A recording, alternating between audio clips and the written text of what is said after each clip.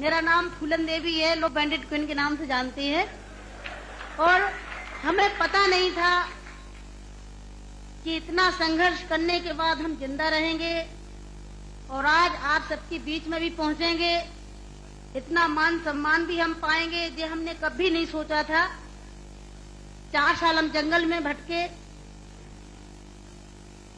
आपको पता होगा कि हमारे हिंदुस्तान में नहीं कहना चाहिए ऐसे मौके पर, मैं कहूंगी, बताऊंगी जो मेरे पे बीती है कि हमारे सामंतशाही लोग, पैसे वाले लोग और खासकर मैं जात का नाम लूंगी तो लोग कहेंगे दुबई में जाके जात पुकारी रहेंगे। ऐसे ऊंची जाति के लोग जो जात पात को मानते हैं, हम जैसे गरीबों को, दलितों को, दबे कुचलों को, अल्पसंख्यकों को एकदम ये सोचते हैं कि कीड़े मकोड़े हैं, जो इंसान नहीं है। तो उन लोगों को मैंने बताया कि मैं इंसान हूं, अगर हमें तुम मारोगे तो हम भी चुप नहीं बैठेंगे, हम भी जवाब देंगे। और इसलिए मैंने कई दफे सोचा कि मैं आत्महत्या कर लूं, मर जाऊं, पर मैंने सोचा कि मरती तो हजारों लड़कियां रोज हैं। बताओ, हमें डाकू के नाम से जानते हैं लोग, डाकू, फूलन देवी डाकू। बताओ, मेरे 4 हाथ पैर हैं। कहते चम्मिल घाटी की है, चम्मिल घाटी की, चम्मिल घाटी मेरी माँ बाप है। अरे मैं माँ बाप से पैदा हुई हूँ, मेरा कसूर यही है कि मैं झोपड़ी में पैदा हुई, गरीब परिवार में पैदा हुई, दबी कुचली समाज में पैदा हुई, तो हमें जीने का अधिकार है नहीं। मेरे भाई और बहनों, मैंने कोई बुरा काम नहीं किया।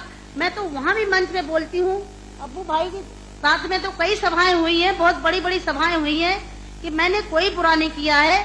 आपने सुना होगा, सुना था, आप तो वहीं के सब रहने वाले हैं, कुछ हमारे भाई हैं यहाँ के, है कि एक सीता के कारण इतने बड़े जो रावण का आज तक पुतला फूंकते हैं, उसका यही कसूर था कि खाली एक औरत को उठा ले गया तो आज तक पुतला फूंकते हैं। मैंने क्या बुरा किया?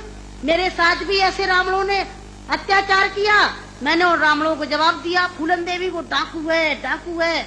अरे वो तो माननीय मुलायम सिंह जी की देन है, नहीं नाम लेना चाहिए, जो आज हम समाज के अंदर खड़े हैं। और नहीं तो इतनी बड़ी साजिश रची थी, हमने कोई बुरा काम नहीं किया। जिन्होंने हमें सताया, हमें समाज में रहने लायक नहीं रखा, तो गुस्सा में इंसान अच्छा काम नहीं करता, गुस्सा में गलत ही करता है।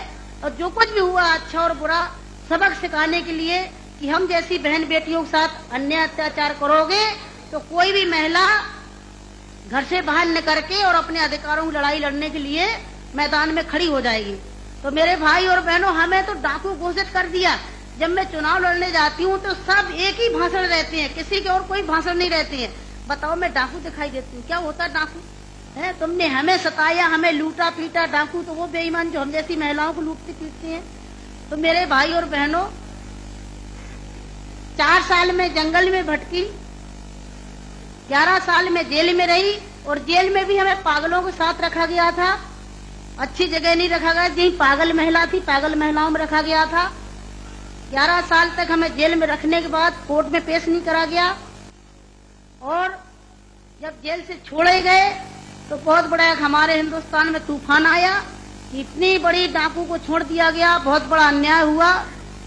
बस आप सबका प्यार था, आशीर्वाद था, कुछ ऊपर वाले की भी दुआ थी, जो आज आप सब